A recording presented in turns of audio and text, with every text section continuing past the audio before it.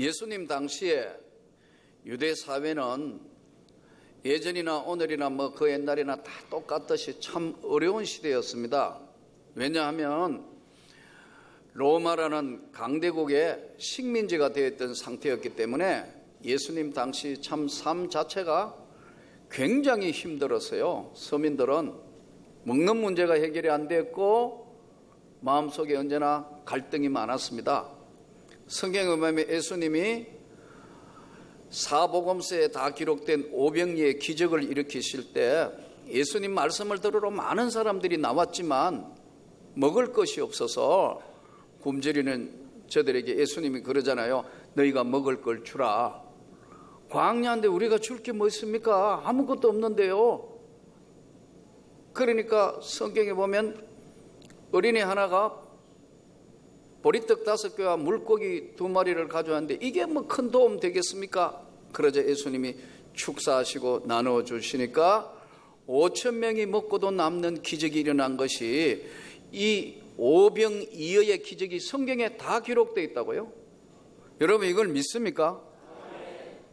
이게 우리가 논리상식으로나 또는 정말 믿음이 없는 눈으로 보면 이건 말이 안 되는 이야기 아니에요. 보리떡 5개와 물고기 2마리로 5,000명이 먹고도 그냥 먹은 거 아니고 12광주리가 남았다고 성경이 기록되어 있으니까요. 이건 믿을 수가 없죠. 이거는 은혜 받고 성경이 하나님의 말씀이라고 믿어질 때만 이게 믿어진다니까요. 그러니까 여러분 논리상식으로나 아니면은 인간적인 해석 방법으로는 이게 해석될 수가 없어요. 그만큼 유대 사회가 먹는 문제로 심각했어요. 그러니까 여러분 로마는 세금을 거두기 위해서 사람 머리 하나하나 다락마다 다 인도세를 붙였어요. 우리는 오늘 이야기하면 주민세란 말이에요.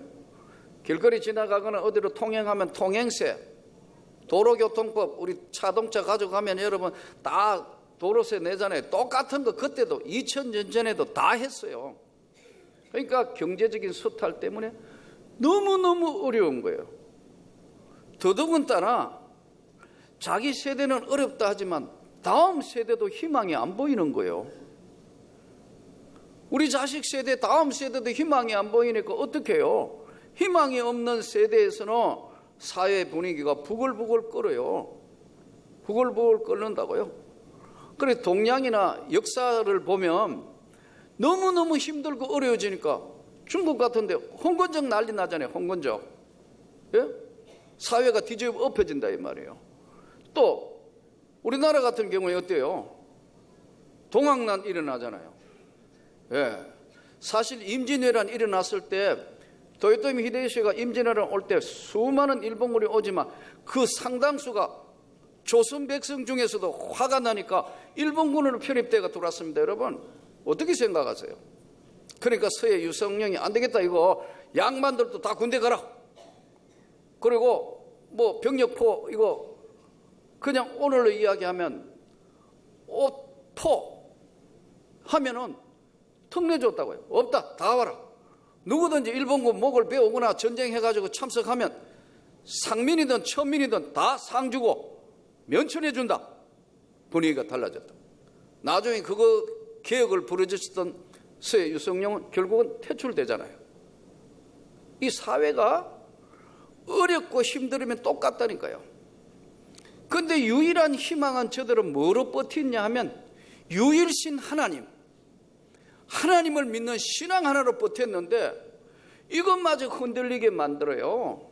그게 뭐냐면 로마의 황제가 살아있는 신이래요. 그 경배하게 하고 살아있는 황제가 신이다 하니까 못 견딘다 이제. 그래서 교회사를 보면은요 마카비 반란이라는 게 일어나요. 그래서 아니다. 유일 신앙을 지키기 위해서 목숨을 걸고 싸우게 되고 여러 가지 많은 일들이 벌어져요. 그런데 그 모든 당시에 예수님 당시에 많은 유대 사회의 백성들이 뭘 원했느냐? 세상을 바꾸어 놓고 세상을 해결할 메시아가 올 것이다.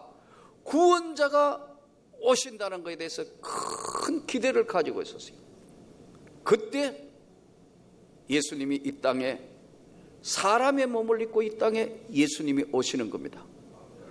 그러니까 이 메시아 예수 그리스도가 누구인가에 대해서 당시에는 많은 논란을 했어요. 근데 오늘 이 본문을 통해서 보여주신 것은 세례 요한이 예수님이 어떤 분인가를 정확하게 설명을 해요. 그래서 오늘 이 본문을 통해서 아픔이 은혜더라, 이튿날 예수께서 자기에게 나오심을 보고 이르되 보라 세상 지뢰를 지고 가는 하나님의 어린 양이다. 예수님이 누구냐 설명을 하는데 세상의 죄를 지고 가는 하나님의 어린 양이다. 세상의 모든 죄를 다 지고 없애시고 도말하실 분 예수 그리스도가 바로 메시아 구원자가 세상의 죄를 없게 하시는 분이라는 거예요. 저와 여러분의 저의 죄, 여러분의 죄, 오고 오는 삶의 모든 죄 문제를 단번에 영원히 십자가로 해결해 주신 그분이 바로 구원자 예수라는 겁니다. 그러니까 세상 죄를 지고 가는 하나님의 어린 양. 죄는 어떻게 해결되나요? 죄를 지었는데 죄의 삭은 사망이고 반드시 죽어 무서운 지옥을 피할 수 없는데 죄 문제는 어떻게 해야 되나요? 죄를 병원에 가 해결됩니까? 돈으로 해결되냐? 죄 문제는 해결할 방법이 없어요. 죄는 하나님이 죄를 사하여 주셔야 되는 거예요. 그래서 방법이 없으니까 사복음서 전부 결론이 뭐냐면요, 마태복음, 마가복음, 누가복음, 요한복음의 결론이 뭐냐면 십자가와 부활이에요. 다 마지막은 십자가 지셨고 그분은 부활하셨다. 그러니까 제일 중요한 요소가 뭐냐면 세상 죄를 지고 가는 하나님의 어린 양. 죄를 없이 해주실 수 있는 분은 주님밖에 없으신 거예요. 주님이 대신해서 십자가 지신 것을 믿으면 구원을 받는 거예요. 점도 티도 없이 다 씻어버리셨다. 그가 찔림은 우리의 허물을 임하며 그가 채찍에 맞음으로 우리가 나음을 입었다. 종같이 붉을지라도 양털같이 죄를 사하여 주신 분, 그분이 바로 세상 죄를 깨끗하게 도멸시켜주고 세상 죄를 지고 가는 하나님의 어린 양, 그분이 바로 예수다. 이 죄 문제 해결이 될 수가 없어요. 그래서 성경은 보라 이전 것은 지나갔으니 새 것이 되었다. 여러분이 예수를 믿으면 죄의 깨끗함의 은혜를 입었다는 겁니다. 여러분, 예수님이 대신 십자가로 다 해결해 버렸다는 거예요. 내가 한 것이 아니고 주님이 해결하셨다는 거예요. 그래서 세상 죄를 지고 가는 하나님의 어린 양이다. 오늘 세례 요한이 예수님을 소개하는데 정확하게 표현하는 거예요. 죄 사함 주신 분, 대신 죽으신 분, 그리고 그분은 하나님이시니까 부활하신다는 거예요. 똑같이 인간의 몸을, 하나님이 인간의 몸을 입고 오셔서 이 땅에 오신 예수 그리스도가 십자가로 죄사함 주실 때 세상 죄를 지고 가는 하나님의 어린 양이라는 거예요. 여러분 믿습니까?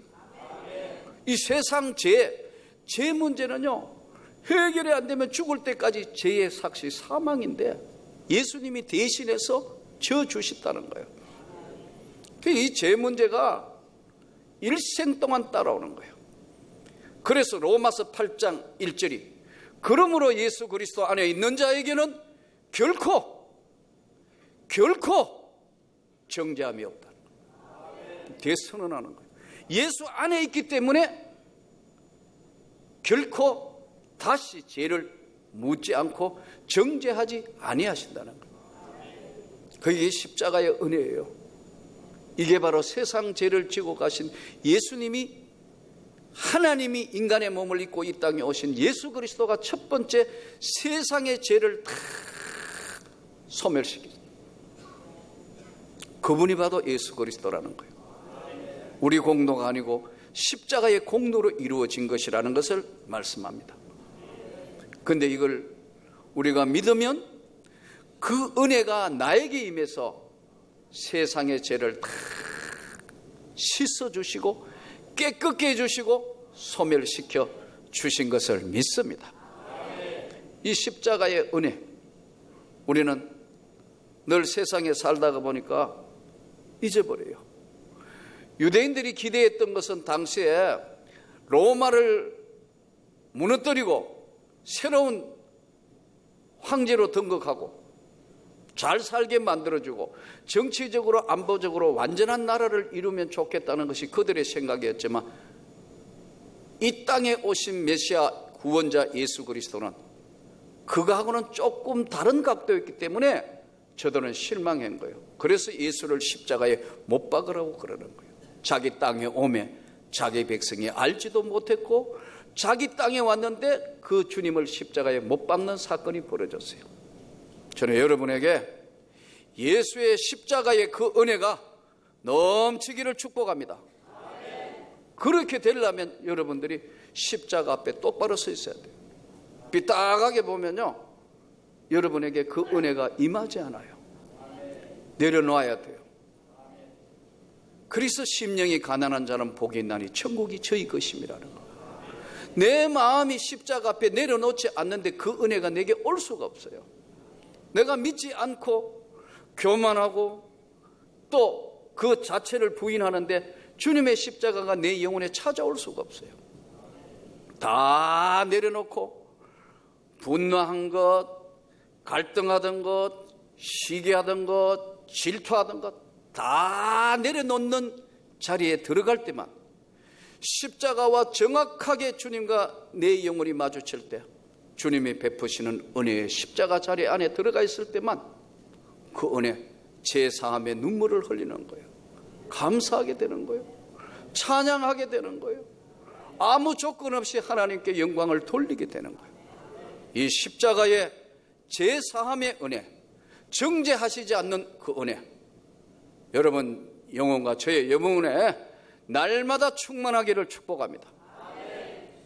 어떤 목사님이 잠시 간증하는 이야기를 들었어요. 아마 굉장히 삶의 고통이 있었던 것 같아요. 어린 시절에는 개구장이라서 막 싸움도 잘하고 이러고 어머니 아버지 속 그렇게 많이 썩였는데, 철들어서 어떻게 친구 따라 교회 갔다가 예수 그리스도를 영접하고 너무 은혜를 받아서 아마 신학교 졸업하고 선교사 나갔던 것 같아요. 필리핀인가 어디 나가셨다던데, 아마 그 바기오 쪽 뭐 이야기하는 거 보니까, 내가 아는 목사님 거기 예전에 바기오라는 지역이 그게 화산 폭발해가 3,000명이 죽었던 그런 동네입니다. 어쨌든 거기 선교하러 나가가지고 참 열심히 봉사하고, 또 나중에 이제 미국 가서 또 뭐 선교회 하고 교회 하시던 아주 훌륭한 분인데, 자기가 그런 이야기를 해요. 내가 사실 이렇게 열심히 믿었는데 어느 날 내가 내 생에 한 달간 정말 하나님을 원망할 때가 있었대요. 그때가 언제냐? 아니 그렇게 귀엽고 사랑스러운 딸이 태어났는데 3개월 지내고 나중에 알았는데 다운 증후군이래요. 여러분, 이 다운 증후군 보니까, 다운 증후군은 세상의 아이들이 거의 똑같은 것 같아요. 외국인이든 한국인이든 다운 증후군 생긴 모습과 그게 다 똑같은 것 같아요. 의학적으로는 뭐 어디가 뭐 문제가 있어서 뭐 모자라서 하여튼 그렇다고 그러는데, 다운 증후군이 하필이면 그렇게 열심히 하나님 앞에 헌신하고 목숨을 내어놓다시피 이렇게 해가지고 헌신한 선교사를 하고 있는데, 다운 증후군 애가 태어나가지고 한 달간 하나님을 원망하고 뭐 사역이고 뭐 다 내려놨대요. 그 사모님도 보니까 반주를 하시는데 보니까 참 잘하시더라고. 아주 그냥 정말 참 연주를 잘하시고 또 찬양을 아주 기가 막히게 하시더라고요. 직접 반주하면서 하시는데 참 모습도 아름다우시고.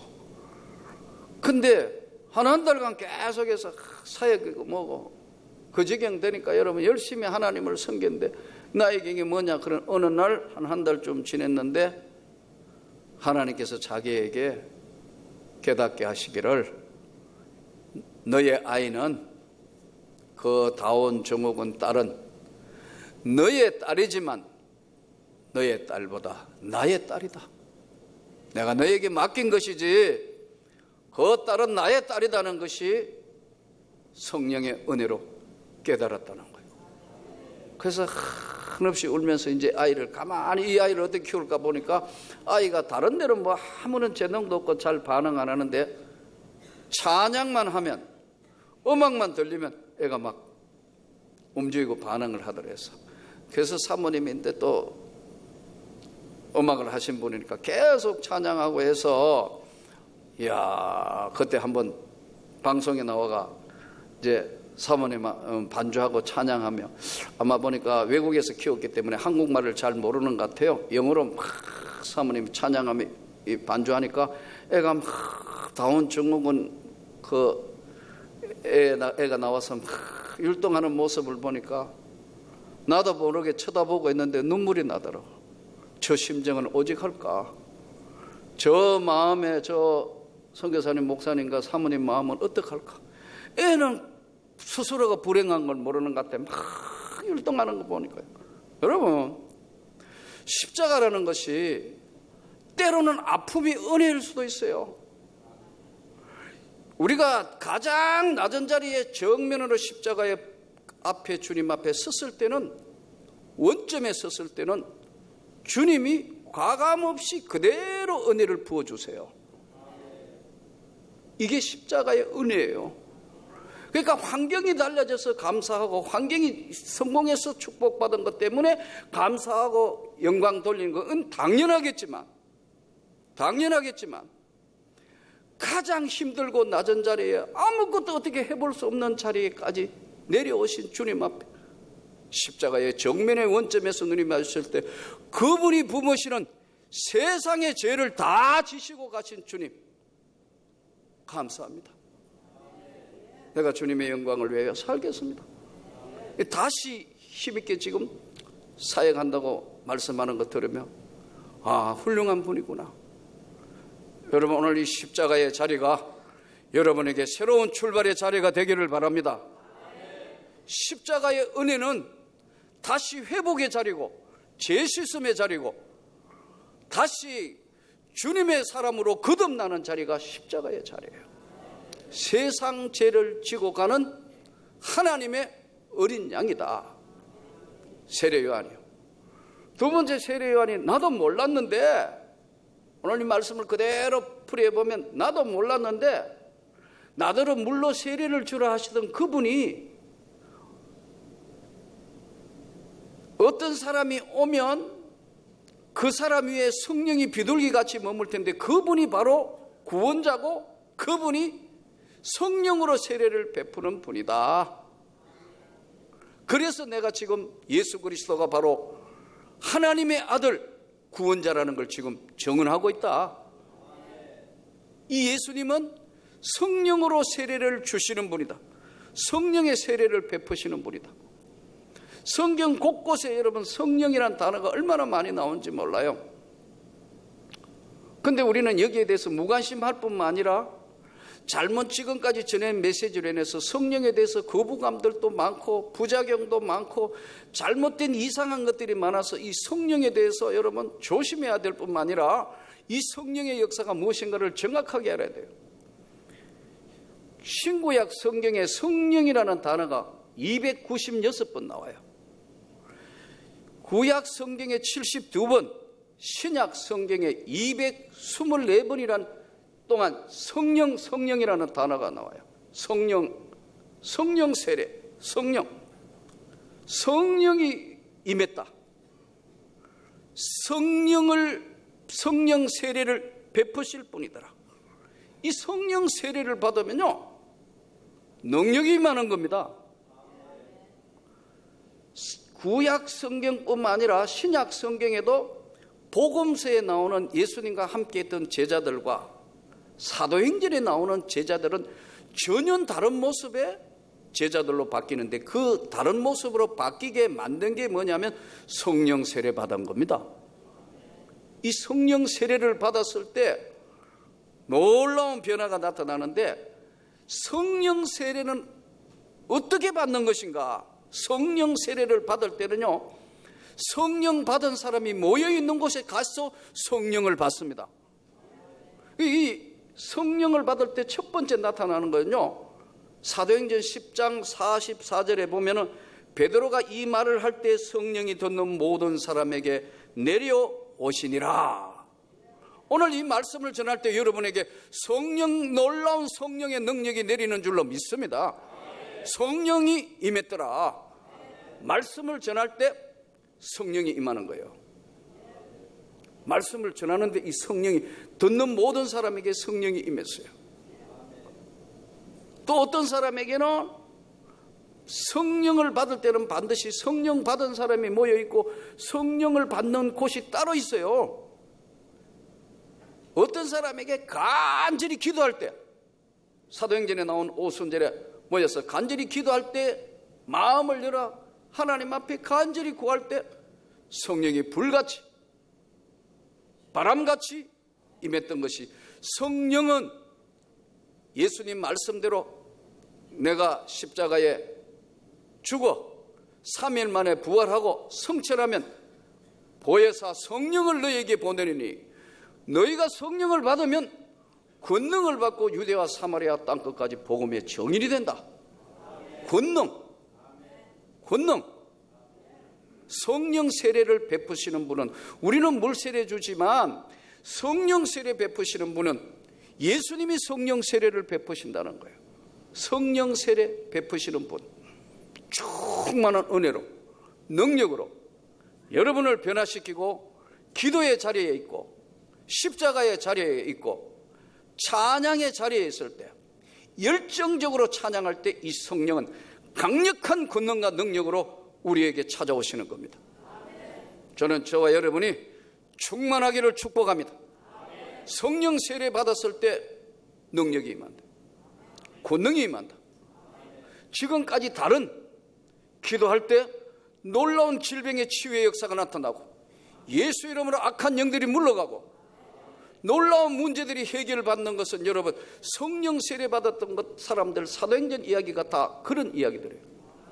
그러나 이것은 절대로 한번 경험적으로 은혜를 입어보는 것이 중요해요. 그래서 나는 여러분들이 다시 기도의 자리로 돌아가기를 원합니다. 십자가의 자리로 돌아가기를 원합니다. 능력을 받는 자리로 돌아가기를 원합니다. 그래야 이게 능력 있는 그리스도인이 돼요.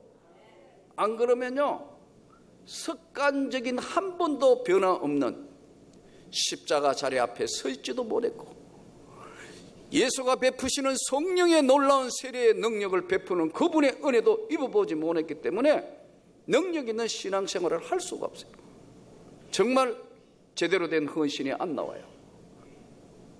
주의를 거룩히 지켜라. 소독의 11조는 너의 것이 아니고 하나님의 것이다. 너는 힘들고 어려울 때마다 내게 구해라, 기도해라. 안 해요. 할 수가 없어요.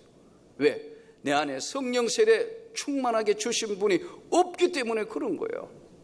그래서 껍데기 신자가 되는 거예요. 믿으나 마나 하는 사람이 되는 거예요. 기도의 자리로 돌아가기를 바랍니다. 은혜의 자리로 돌아가기 바랍니다. 십자가의 자리로 돌아갔을 때만 능력 있는 그리스도인이 됩니다.